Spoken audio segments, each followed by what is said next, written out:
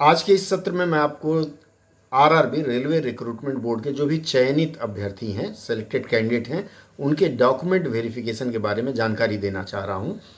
जितने भी बोर्ड हैं सब ने परिणाम घोषित कर दिया है और कुछ लोगों को यह अनुदेश आया है कि आप ऑनलाइन जा करके वहां से एडमिट कार्ड डाउनलोड करेंगे और डाउनलोड करने के बाद कुछ लोगों को यह अनुदेश मिला है कि आप अपना डॉक्यूमेंट, उन्होंने एक लिंक दिया है, उस पर अपलोड करेंगे। ये सारी जानकारी इस वीडियो में दे रहा हूँ, अंत तक मेरे साथ जुड़े रहिएगा क्योंकि कुछ महत्वपूर्ण बिंदु छूट ना जाए।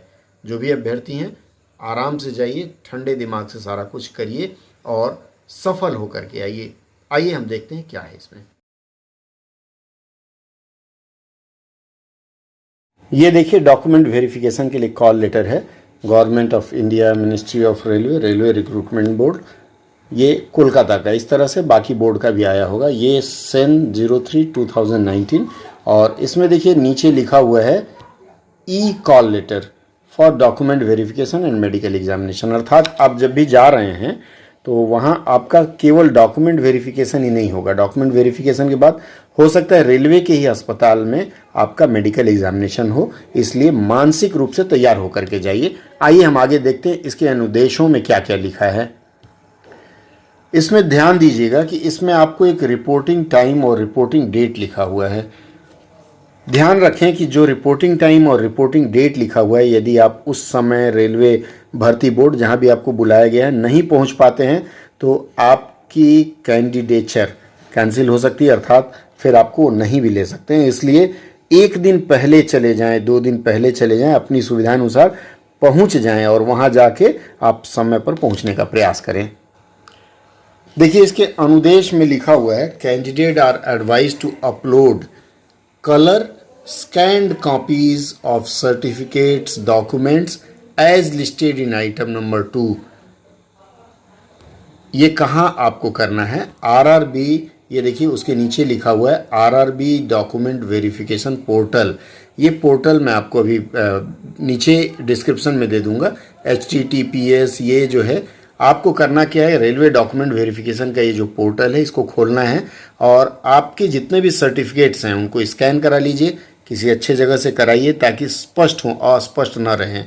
और इसको आपको 10 दिन के पहले, डॉक्यूमेंट वेरिफिकेशन अगर 25 को है तो 10 दिन के पहले कह रहा है, अर्थात 15 तारीख तक कोशिश करिए। कल या परसों आप मेरा वीडियो देखते ही तत्काल इसको वेबसाइट पर अपलोड कर दें। इसके बाद इनका ये कहना है कि you must also bring 2 set of clear and legible self-attested photocopies of each of the original certificates documents along with the call letter। अर्थात ये जो कॉल लेटर है वो ले जाना है और उसके साथ जेरोक्स कॉपी, फोटोस्टेट कॉपी 2 हर कागजात का लेके जाना है जो आप ऑनलाइन अपलोड कर रहे हैं या जो आपके पास है। ये विवरण इसमें लिखा हुआ है। देखिए, सबसे पहला इसमें लिखा हुआ है मैट्रिकुलेशन या हाई स्कूल सर्टिफिकेट और इक्विवेलेंट, अर्थात 10वीं जो आपने पास की है। जो आप सब में से 10वीं पास तो होंगे ही, कोई ऐसा शायद ही हो जो 10वीं पास ना हो, तो उसमें आपका डेट ऑफ बर्थ लिखा होना चाहिए, देख लीजिएगा। उसके बाद आपका नाम, आपके पिताजी का नाम या आपके माताजी का नाम, ये भी उसमें लिखा होना चाहिए। ये वेरीफाई किया जाएगा। अमूमन हर जगह रहता है, किसी किसी बोर्ड में शायद ना हो, जैसे मेरे जैसे पुराने लोग हैं उनके में ये सब चीज़ें नहीं रहती, खाली पिताजी का नाम रहता है। जो भी हो, अगर ये नहीं है तो फिर आपको, या फिर अगर आपके फादर्स नेम, मदर्स नेम या आपके नाम के स्पेलिंग में कहीं कोई गलती लिखा हुआ है या फिर ऑनलाइन एप्लीकेशन में ओरिजिनल में कहीं कुछ दिक्कत है तो इसमें लिखा हुआ है कि एफिडेविट आपको एक जमा करना है और ये फर्स्ट क्लास मजिस्ट्रेट या नोटरी से जो भी स्टैम्प पेपर है उस पर करके वो साथ लेकर के जाना है। तो आप अपने सर्टिफिकेट की जांच कर लें, अगर उसमें किसी प्रकार की स्पेलिंग मिस्टेक है या कोई भूल है तो आप उसका एफिडेविट प्रस्तुत कर सकते हैं। इसके बाद जो दूसरा है 10+2 इंटरमीडिएट हायर सेकेंडरी, मतलब 12वीं के इक्विवेलेंट जो है वो आपको ले जाना है। यूनिवर्सिटी डिग्री, मतलब 12वीं के बाद ग्रेजुएशन का लेना है। उसके बाद अदर सर्टिफिकेट्स है, डिप्लोमा अर्थात PGDT या ट्रांसलेशन डिप्लोमा जो भी है, एनेक्सर 3 ऑफ 19 के विज्ञापन के अनुसार वो लेके जाना है।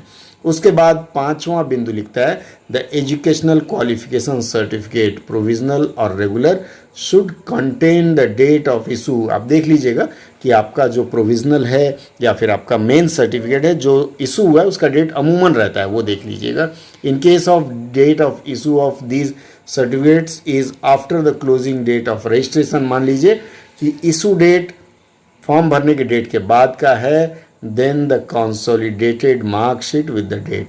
कई बार क्या होता है, लोगों का जो ओरिजिनल सर्टिफिकेट है या प्रोविजनल है बाद में आता है, मार्कशीट पहले मिल जाता है। जैसे बंगाल में कुछ विश्वविद्यालय हैं, कल्याणी विश्वविद्यालय, कलकत्ता विश्वविद्यालय, ये लोग आपको सर्टिफिकेट्स बाद में देते हैं, मार्कशीट पहले दे देते हैं। तो वो लेके जाना है जिसमें स्पष्ट रूप से लिखा हो कि क्लोजिंग डेट के पहले आया है।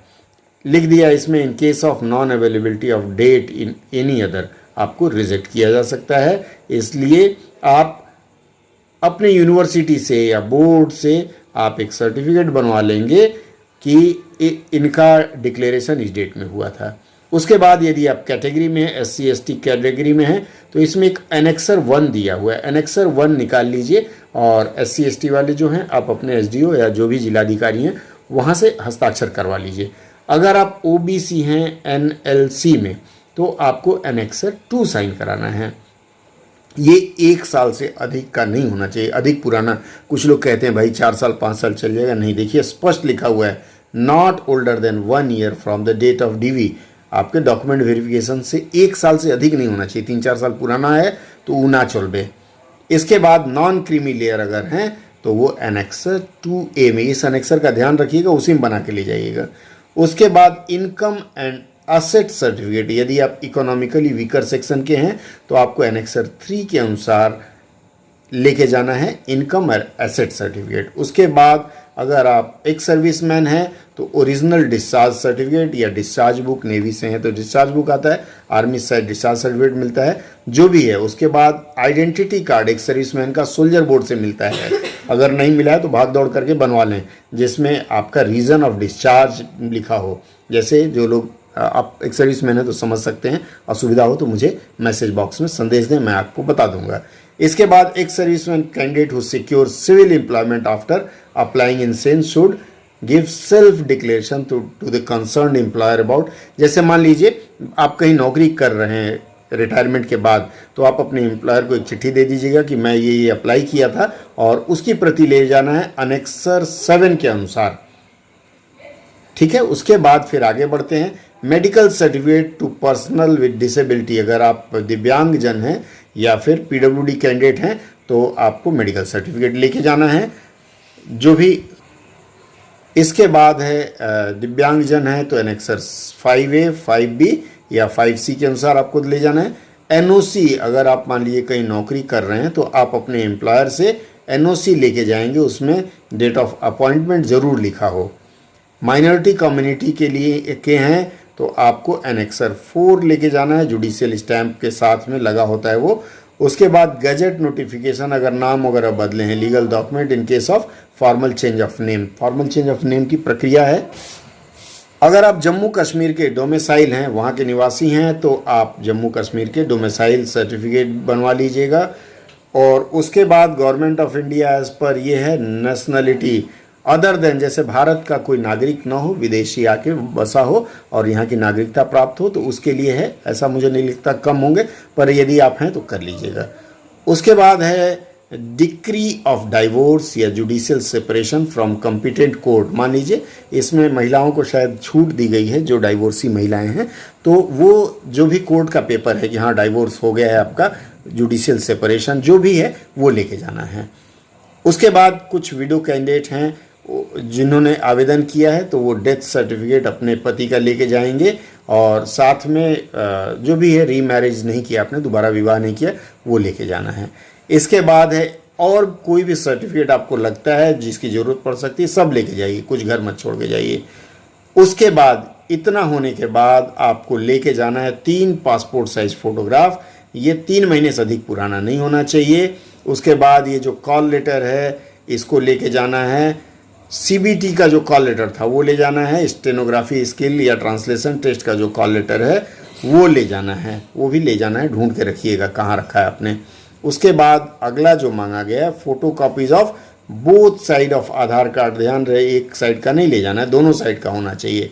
उसके बाद रिसिप्ट ऑफ पेमेंट, अगर आपने इसके लिए भुगतान किया है, फ़ी भरा है तो फ़ी वाला रिसिप्ट लेकर के जाइएगा।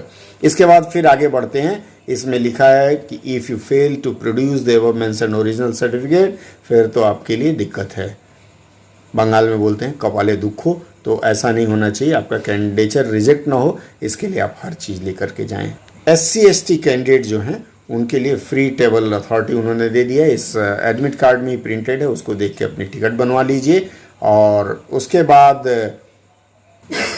एक चीज़ ध्यान दें, अगर आपको मेडिकल के लिए भेजते हैं तो डॉक्यूमेंट वेरिफिकेशन के बाद आपको 24 रुपये का भुगतान करना मेडिकल एग्जामिनेशन फ़ी के लिए।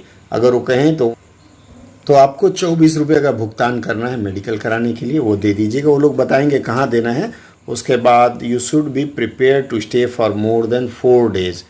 आप कम से कम 4 दिन या 5 दिन का गैप लेकर के जाइए, क्योंकि मेडिकल एग्जामिनेशन में समय लग सकता है, तो ऐसा ना हो कि बाद में दिक्कत हो।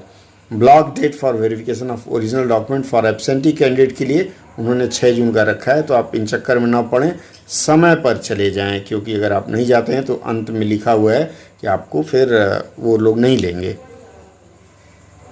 आशा है ये जो जानकारी मैंने दिया है वो आपके काम आएगा। आप 2 बार 3 बार कर लीजिए, और ध्यान रखें आप अपने बोर्ड के वेबसाइट पर जा कर के विज़िट कर लें, और अलग से कुछ अनुदेश हो तो उसका अनुपालन करते हुए आप डॉक्यूमेंट वेरिफिकेशन के लिए जाइए।